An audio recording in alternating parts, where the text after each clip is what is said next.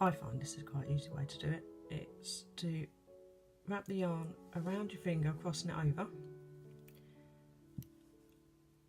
slide your hook underneath one and over the other, pull it through, let go of the loop,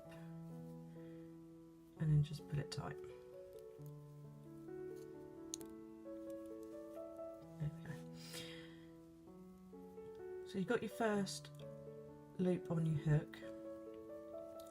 You then yarn over, pull it through. Yarn over, pull it through. Yarn over, pull it through. Yarn over, pull it through.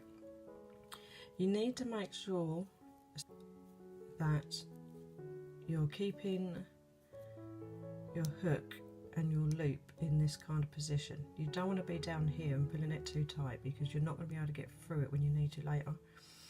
So pull it through, keep it around about here, pull it through, and I'm holding it with my thumb and my middle finger as I'm doing this. Now people will say, how do you hold your yarn to get the right tension and all that sort of stuff. To be honest with you, I've tried loads of different ways. The best thing to do is just to find out what's easiest for you.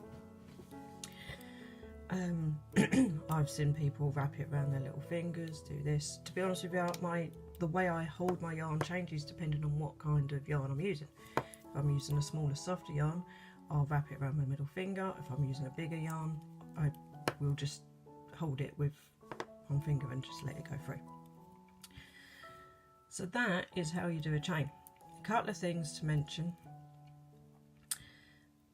If you want to, when you're when you're practicing, you can use a larger hook size that it actually asks for in the pattern for the first chain row, and then that way you'll find it a lot easier when you're going back into it. So chaining is really, really simple. It's just this, all the way up, and that is how you do a chain stitch.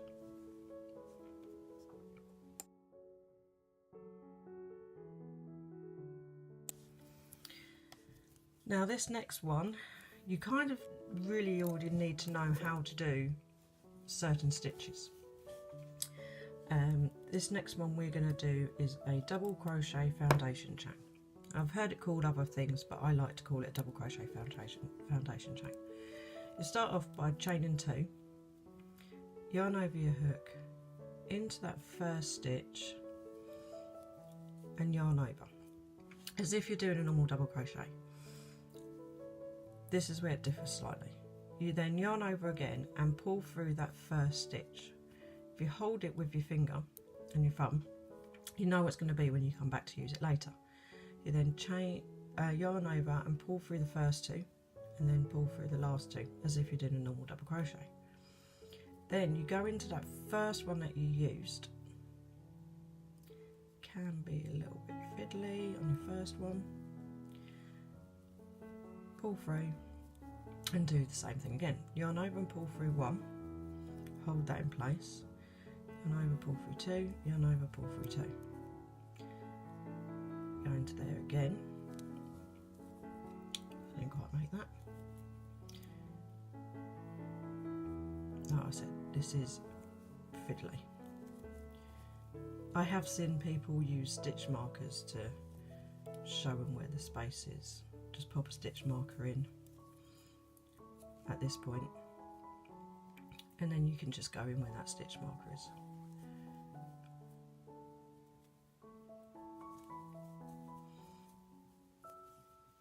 And then what you find, this is really useful when doing things that you need to be a certain length. So if you're doing something that you need it to be 30 centimetres, you can do this until it gets to 30 centimetres, and you can be reasonably sure that your finished project will be 30 centimetres. Depending on what your next stitch is, might bring it in a bit, but with blocking you'll be able to bring it back out. I'll just do a couple more.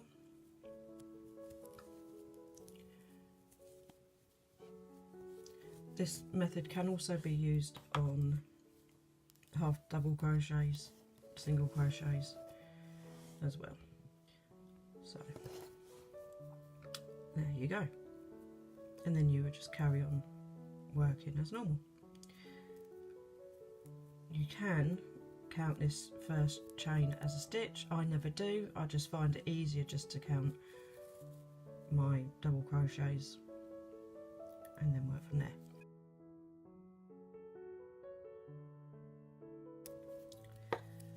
Okay, the third one is the magic loop, which is often used in making hats, teddy bears, soft toys, that kind of thing. Sometimes you actually use it in making shawls as well to get a nice point at the bottom. It's fiddly. It took me a little while to get my head around it all. I've seen loads of different ways of doing them, but this is the way that I figured out and how I use it. It starts off very similar to doing the normal slip knot. That is the normal slip knot starting position. What I do is I'll wrap it around 3 fingers, under, pull it through, pinch that in place with your hook, and then find your working yarn,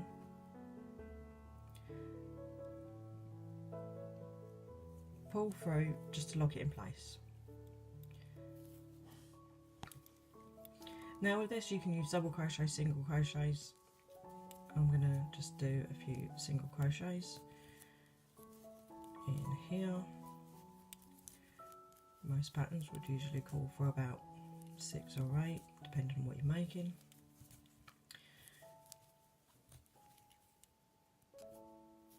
And then make sure it's all straight.